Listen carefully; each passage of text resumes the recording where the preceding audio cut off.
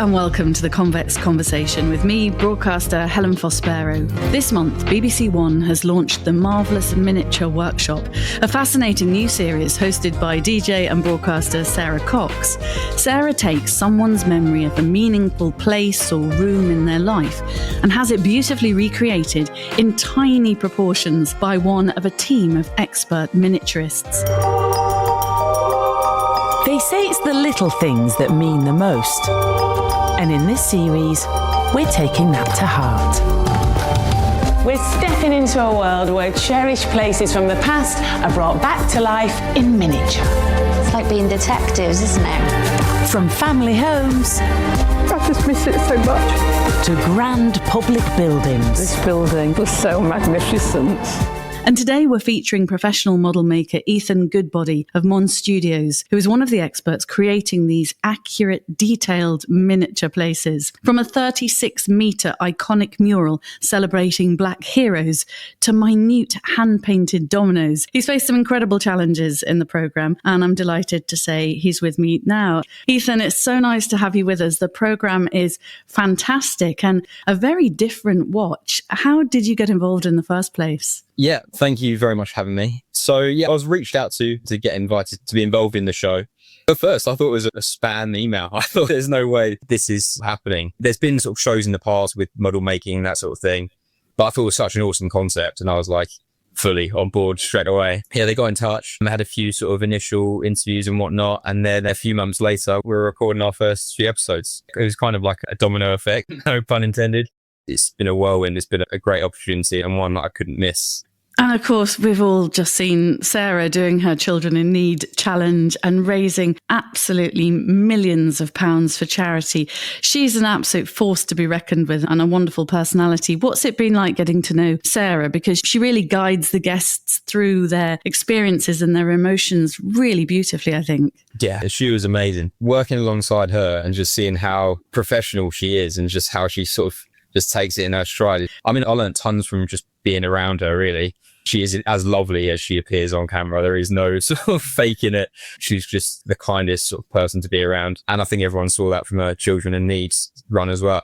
11 million, wasn't it, in the end? Was it 11 million? Yeah. I didn't actually quote the figure because it seems to be constantly rising, but it was definitely close to 11 when I last looked. And I think in a challenge like that, you really see who the person is. So it doesn't surprise me that she was absolutely down to earth and lovely. But it's a huge responsibility that you and the other miniaturists and Sara have taken on, because the people that walk into the Marvellous Miniature Workshop, they've got treasured memories in their head, really emotional memories. And you then take on this extraordinary responsibility of trying to create what's either in their mind, sometimes with the help of a few photographs, but not always the case. Do you feel that kind of pressure that you've got somebody's, emotions in the workshop with you? 100%. Yeah, they're telling you the stories. It's no pressure. Here we go. Got to bring it to life. You just invested in their story as they're like running you through all these memories and all these various things that have happened in the location. You're just invested. And then you finish the conversation and go, right, now the hard bit starts. I've actually got to make it. Yeah, a lot of pressure. And the most stressful bit was the actual reveal, because it's after all that hard work has gone into it, you spent all that time trying to perfect it and get it amazing. I mean, you never know how people are going to react. You hope it's always good. And so far for me, fingers crossed, I've never had a bad experience, but it's always that kind of pressure looming in the background. So it's just the weight of all those memories and what they've been through and the stories that you're trying to recreate on this miniature scale. And you don't always have that many resources to draw from, do you? No, and especially in one of Abby's episodes, another miniaturist, she had no photos to go off. It was all memories. I think it was Sandra came into the shop and had literally no photos of the location. It was a tenement. She had a photographic memory. So she'd put together this scrapbook of all potential pieces of the jigsaw, and Abby had to go away and recreate it. We were working with, in some cases, very few photos and references. And I mean, it makes it really tricky because you're trying to recreate what these people have been through, knowing very little about it. But I think we did a pretty good job considering, and I'm happy with how it all turned out. I've actually binge watched the series, so you did a very good job, and all of the team were incredible. But one of the bills of yours that I really fell in love with was the Central Club in Reading. It was a community centre very much at the heart of the Jamaican community back in the day. Tell me a bit about Julie, the wonderful jazz singer who came to you with this one. And Julia was lovely. I mean, she came into the workshop and she was just a bright light, just a vibe. It was just so cool to be around her. But yeah, her story was incredibly emotional because it's not only obviously the community's location, that the Central Club is the heart of the community, which has been shut down. And that was what I was recreating. But it's also a key connection to her father who passed away. Central Club was one of the first places I performed. And I remember my dad being so proud that, you know, I was performing on stage at Central Club. He was my inspiration to pick up the microphone and sing. Baby, it's all about you. The story was, both the community-based and also very personal for her. But she was a sparkle of joy. She came in and her story just took us away. Me and Sarah was just like, it's just locked in, listening to her. And it was a pleasure recreating that miniature for her and hearing her side of things and her story and how much the location means to her. It was amazing. She really has a warm and a big personality. And she told the story, didn't she, that her dad came over from Jamaica in 1957. He was part of the Windrush generation and he married a British lady, which at the time, you know, was quite controversial and life was quite difficult for them as a mixed race couple. And for her as their mixed race daughter, I think things were quite difficult. So the community centre, she said in the programme, was where she really felt at home. Yeah, and she still does sing. They had a stage in the actual Central Club. There was a photo in the episode, actually, of her up on stage singing away. She's an amazing singer, and I think that's kind of where it started for her as well. And what did you learn about her dad? He was called Abel, but known as Shanty in the community club.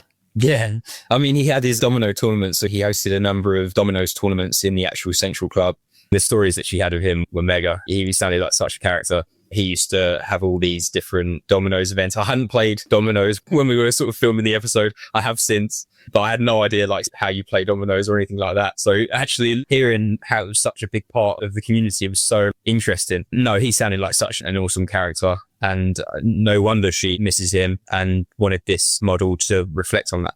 What was great is she did have some resources to show you, and even though the Central Club has closed down, the iconic mural, which I think was 36 metres long, is still there. I think they've tried to have it removed. There's been protests to keep it there. And in the series, the actual artist was interviewed. So you had some good things to go on. Tell us about the mural first, because you decided that would be a focal point of the build, didn't you? Yeah, definitely. So the actual inside hosted all the dominoes tournaments and had the stage on it. But the outside is such a key feature. And that mural stretched along the entire wall of it is such a long key feature of the town as well. I had to include it. It was such a mega part of the story. How could I not? So it's got the history of the culture, of our Caribbean culture, really, right from Africa, going right through, but it's also got local heroes. My midwife is on there as well. No way. Her name was Shirley Graham Paul, and she was a nurse. I mean, this would be fantastic. It would, yeah. I'm looking at it and I'm just... amazing. Your face is lit up. But obviously, I'm getting all excited. That's huge, that mural. You've got to make it tiny. It made it a little bit more tricky because it meant the model had to be both internal and external. And obviously such a massive building, I had to shrink it down, and even shrinking it down, it was still almost a metre long. So it was a pretty enormous task in the end. But yeah, the mural, it captivates the Black community and has a number of key figures on there. So I used a few different modern techniques, including Photoshop, just to try and recreate that by taking a few different photos that were provided to me by Sarah. So connected all those together, printed it out, and then used, it's called a Mod Podge, it's like a glue kind of texture. And just applying that, I could get these brush strokes onto the mural to make it look like it would have done, but on a miniature scale. So it was tricky just to kind of combine all these different skills, and then getting it wrapping around this really irregular shaped building as well was particularly challenging. But it turned out really well. I mean, I'm really happy with the result. It looks realistic. And I think Julie was pretty gassed with it as well. As well as local heroes like the midwife who delivered her, it also featured people like Nelson Mandela and Martin Luther King. It's obviously a really important piece of artwork, but I loved watching you with that kind of glue technique and the paint technique, because you turned what could have looked like a 2D photograph into, I suppose, she says, trying to talk your language, into a bit more of a 3D mural. It was very clever, wasn't it? Yeah, that's part of the challenge when it comes to miniatures, just trying to find different techniques to recreate things just on this tiny scale. So it's sometimes thinking out of the box a little bit. In this case, it was using glue just to add to the texture of it and a few different colors here and there just to get it a bit more of a pop.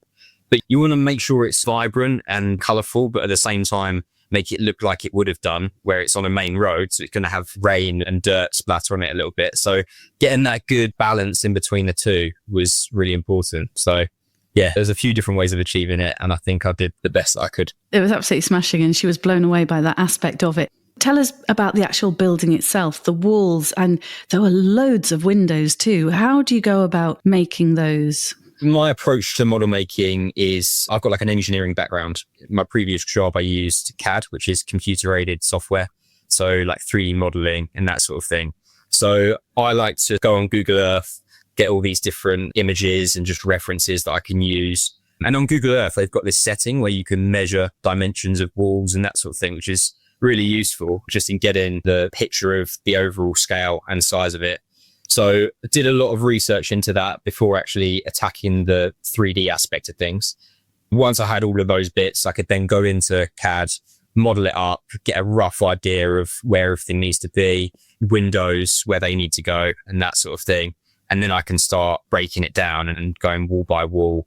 Was that window there? Is that right? Is that accurate? Adding steps in, and then laser cutting. And then the difficult bit of actually making it, building it and painting it and everything from there on. Talk us through that. What are the walls made of? What are the windows made of? And how does it all come together once you've got your plan, if you like, on the computer? I break the whole 3D model down. I can laser cut it. So I've got a really highly accurate laser cutter that I can use. And that breaks all these panels down into things that I can actually put together. So I used 3mm MDF. Works really well. It's got no graining. So it means that I can get that brickwork texture as you can. Whereas with other timber pieces, you get the graining. And then that with brickwork just doesn't work. So the MDF gives you a flat plane to work with. So yeah, laser cut all those pieces, assemble them. And then for the windows, I use a much thinner material. So it's less than 1 millimeter thick for those windows to try and get them on the scale that I need them to. So laser cut all of those out, assemble them all, and then hand paint and weather. That's the bit that takes ages. On one of the buildings, it was either the Central Club or the farmhouse, the other model that I did. The painting of the bricks took 5 hours alone just to try and get each one looking perfect. I like using those engineering techniques combined with this artistry just to get a really accurate, realistic looking model. I can't get my head around how you got that brickwork to look so real. So not only are you painting, there must be some texture going on as well as to make it look like brick. Yeah, it's a lot of weathering. So the base coats go on, you've got like a primer, and then you've got these highlighted sections that you can put on to highlight individual bricks. And then the actual weathering. So I put on like a black wash, takes it from a fresh looking building to one that actually looks used.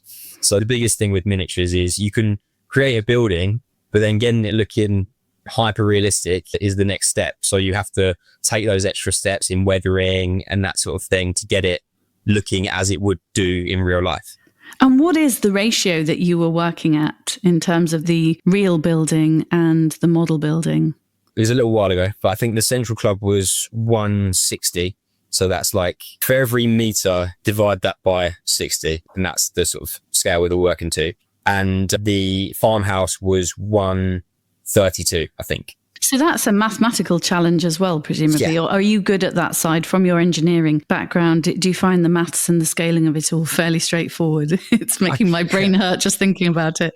I keep the calculator close by, that's for sure. Yeah, there's a lot of that. When I'm doing all of the research with the Google Earth as well, and I'm kind of getting those measurements, you have to remember you're shrinking it all down. So everything has to go down by the same scale. So everything's proportional. Everything's in the same. Wow. You can't have one window double the size of the other. I wouldn't be very good at that, I've realised. You gave yourself, I think, an additional challenge, because what was interesting about the Central Club is, from the outside, it looks very distinctive and, largely as well because of the mural.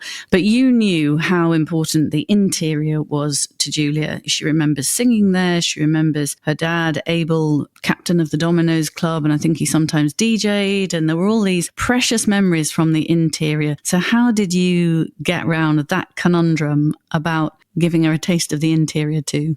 It was kind of connecting all the different pieces of the story together. So obviously she was a singer, still is. Her dad was the captain of the Dominoes, so I had to integrate that.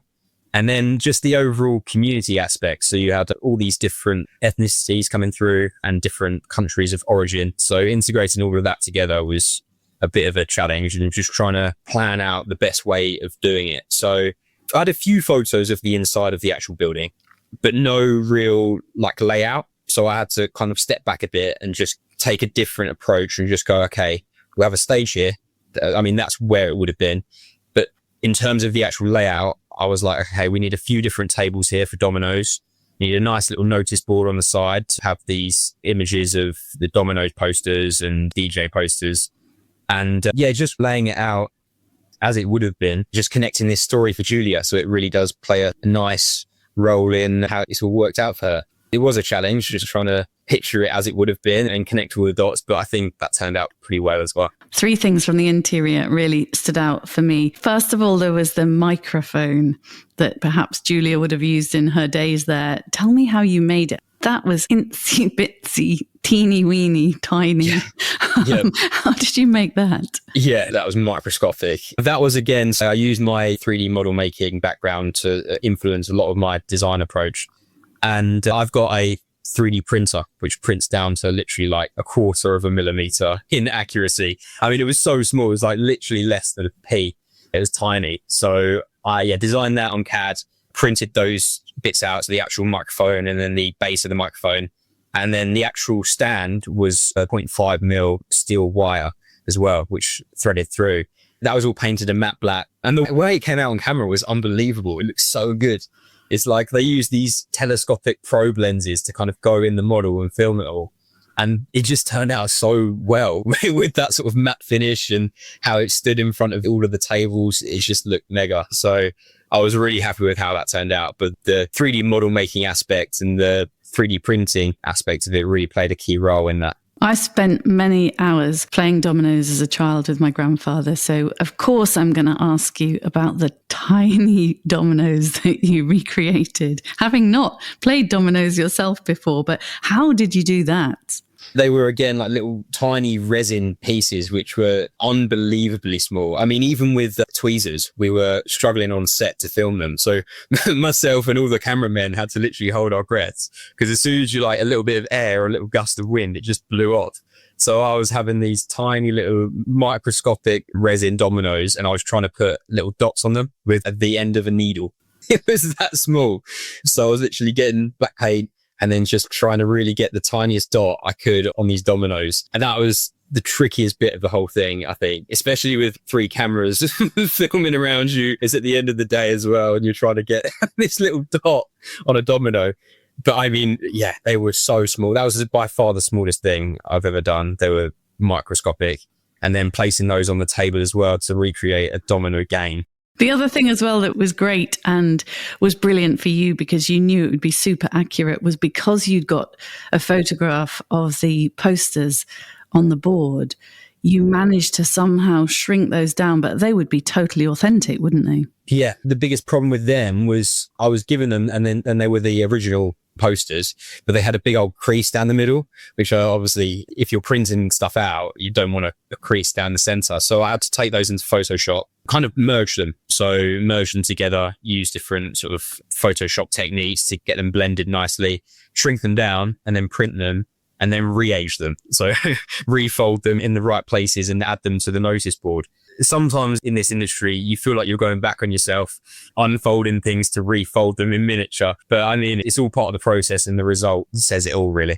Tell me about the result. Tell me about that moment when you're in the workshop and your model's there, but it's under a cover and Julia walks in the door. Did you have huge butterflies in your stomach at this point? I was bricking it. Honestly, I was so nervous. I was more nervous than her, I think. It was just like all this pressure is kind of led to that point. So you spend weeks making these models and then it kind of comes down to the final reveal and it's make or break, really. So yeah, I mean, we had this cover over the top of it. I'm pretty sure that the Central Club model was the biggest model that was made for the series. It was about 1 meter long, so it's enormous. So me and Sarah were like the other sides of the workshop trying to reveal this.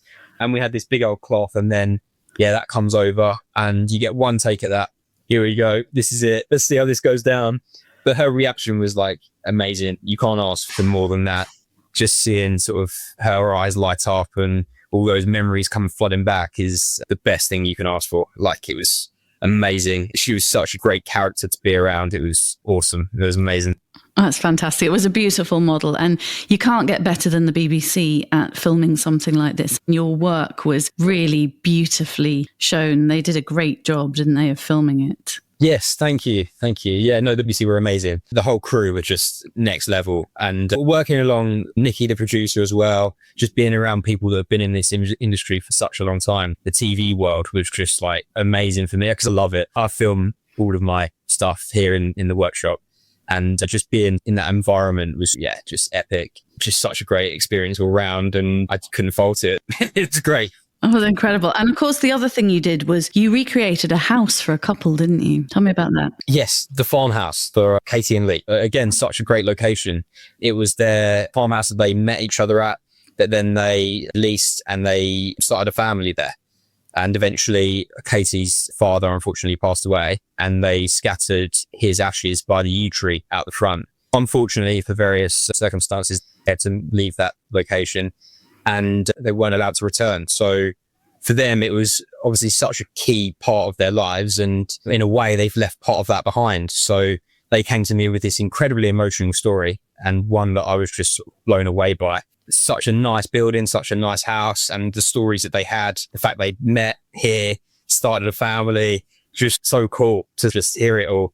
So that was a massive responsibility to take that one on and just go away from it, think about how I was going to do it, how I was going to shrink everything down and integrate these different things into the model, and just came away from that with so many more skills. I mean, the thing with model making is you always learn skills from new jobs.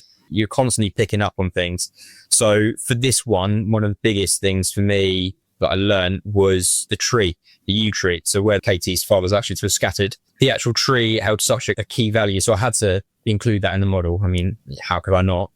I wanted to find a way of taking it from this kind of standard tree and just adding a little bit extra to it. So my plan was to put a light within the actual tree so that when they turn it on, it's kind of like a tree of life. It glows in the middle and you get this warm white glow from the inside out.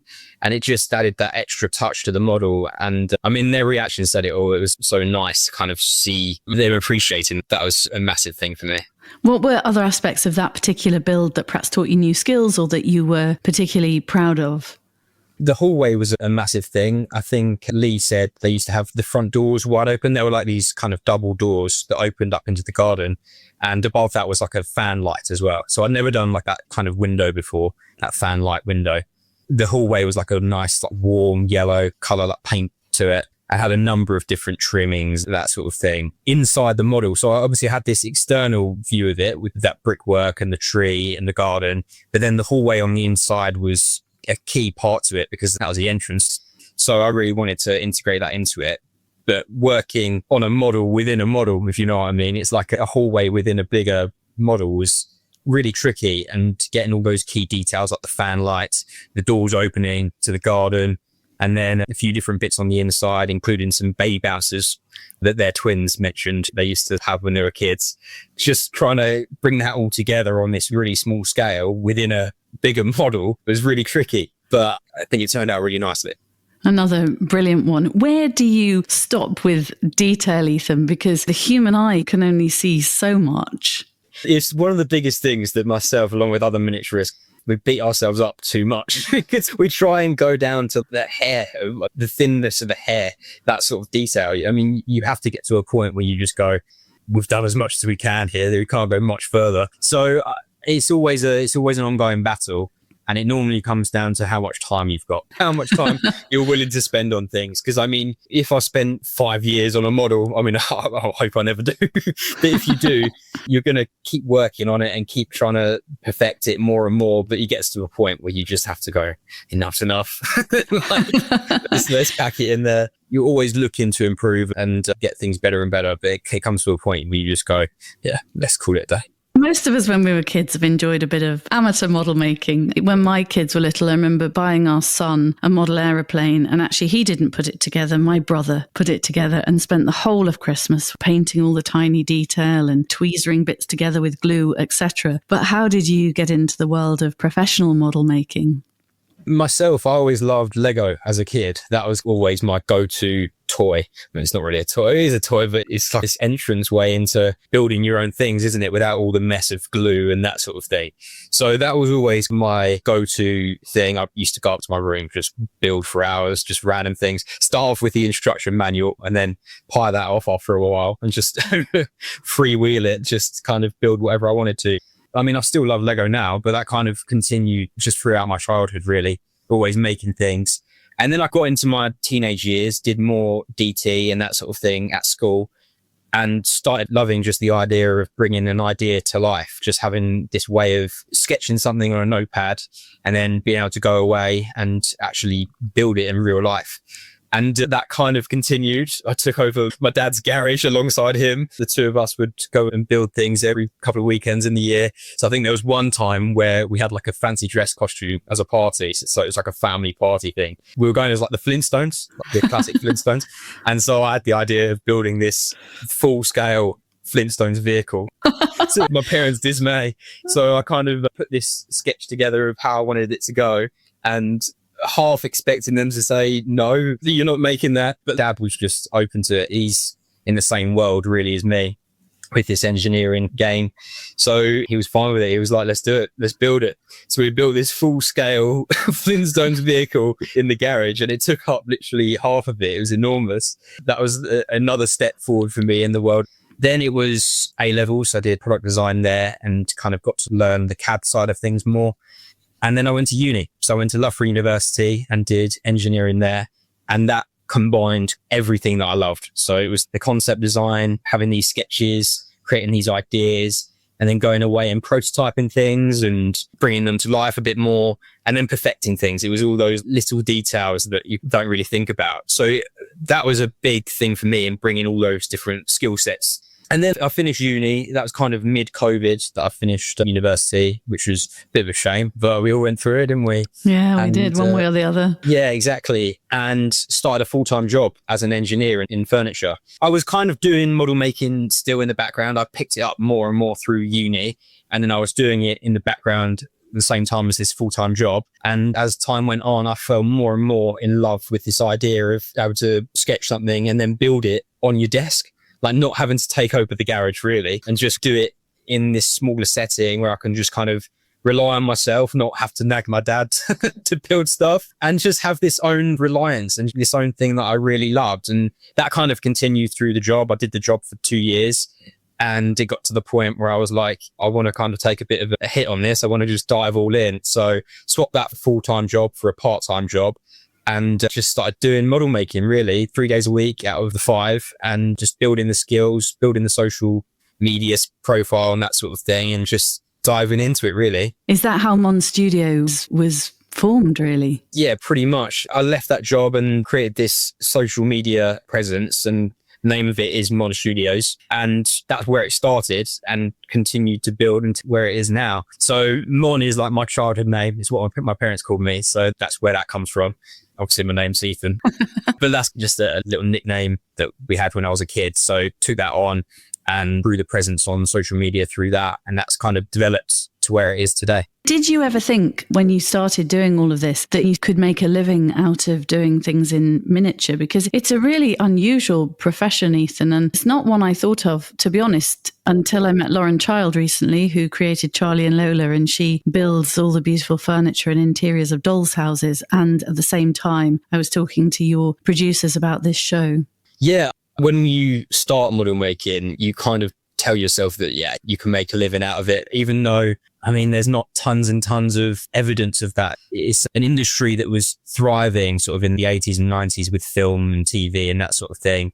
And then even before then, you've got like the Thunderbirds and all those sort of things, which were solely miniatures. Since then, it has kind of died away a bit, but I think it now is making a key return. Obviously with AI, I think people are kind of getting a bit sick of seeing all the AI videos and the fake stuff online, and they want a bit more of that authentic, hands-on approach to things. When I started out, I was like, let's throw it all into this. Oh, this is something that I love. I mean, you do what you love, you never work a day, don't you? So I thought, let's just dive in, let's do it. Give myself, originally it was about 6 months. I was like, give myself 6 months, see how it goes. And then we'll go from there. And I got a few jobs from there. Wheels started turning a bit, and I thought, okay, let's give myself another 6 months. It kind of continued from there. And then obviously the show came around and that picked up things and whatnot. And I've had a few different brand deals, and it's kind of picked up momentum, really. Kind of started off trying to persuade my girlfriend and my family, this is the right thing to do. Sound like a bit of a nutter and stuff. And just kind of trying to manifest it really in that kind of way. Just say to myself, this is possible. Let's do it. Let's see what we can do and go from there. And it's kind of grown into what it is now. You are so right that if you do something that you love, journalism's my thing and interviewing people, and I've done it since I was about 17 years of age, and I honestly don't feel I've worked a day. So it's well worth persevering with that. And you've had some interesting projects in the studio, some film sets I think you've done. Tell us about the interesting projects that you've done through the studios. Yeah, it was this summer that Universal Studios reached out to me, and that was unreal. It's mental. Did you think that was spam as well? Yes, yeah, I genuinely did. Because I just thought, this is unreal. At that point, I've been doing like sort of model making part-time for about a year and a half. And I thought, how is this like possible? Because obviously you see stuff online, you see these brand deals happen, and you just kind of think, oh, that's cool. But does it actually work out that way? And it was legit. I mean, it was Universal Studios. They were getting in touch about How to Train Your Dragon, which was coming out in cinemas. And they were looking for ways to promote the film. So they got in touch and they wanted this model made, which was a massive model, really. That was about 1 meter by 1 meter, and a model of Berk, which is like the island that it's all based on. So the sort of center point was the arena. I went away, designed it all, went back to them. They were like, go for it. Build it, let's do it. So I built the whole model. It was enormous, filmed all the behind the scenes, which is kind of how I promote things, and posted a video, and it did really well. It was kind of like this insight into what is even more possible with like brands and that sort of thing, and just gave me even more experience. It was just mega. It was so cool. And I'm currently building a Harry Potter model, which is like this enormous, again, another massive, I'm going away from miniatures on. I'm just building towns. That is this meter by meter model of Godric's Hollow, which is like the town in Harry Potter. And that's kind of a social media project, really. I do that to boost my kind of growth there and get a bit of interest and that sort of thing. Been doing that in between other projects, really, but that's going really well. Can you describe a bit of it for us? Yeah. So my approach to making those sort of things is the 3D model making aspect, going away, sketching it, CAD designing it, and then getting into the arts and crafts side of it, really. And so a lot of this has been weathering and aging and a lot of windows again. Spend half my life making windows nowadays. But yeah, just trying to recreate a film set on a miniature scale is really tricky because you haven't got that Google view of things. You've just got what they had on camera. So you're breaking down sort of frame by frame of the actual film and that sort of thing. So that's another tricky project that I'm kind of doing in the background at the minute, alongside a few other bits and pieces. Another one I really liked was the fireworks site. Tell us about the fireworks site that you recreated. The fireworks site was a location up near Huddersfield, I think. So it shut down a number of years ago and it's kind of been sat there derelict. And I had someone come to me who like a keen fan of fireworks. And I mean, this particular company as well, he kind of loves what they've done. They started in the 90s, I think, or the 80s. And they were the hub of the firework industry. So he's just had this historical love of the location of the company and what they've done to the surrounding area as well. They kind of boosted it all. So the location is derelict, but he still loves the way that the nature and that kind of old industrial kind of vibe, they merge.